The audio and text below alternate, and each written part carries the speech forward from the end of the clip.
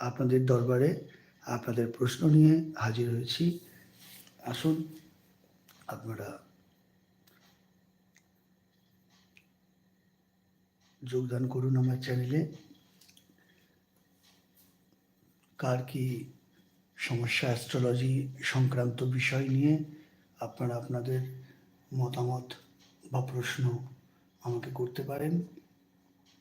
আমি তার উত্তর যথাযথভাবে আমার মতো করে সহজ সরলভাবে আপনাদের কাছে প্রতিস্থাপিত করব।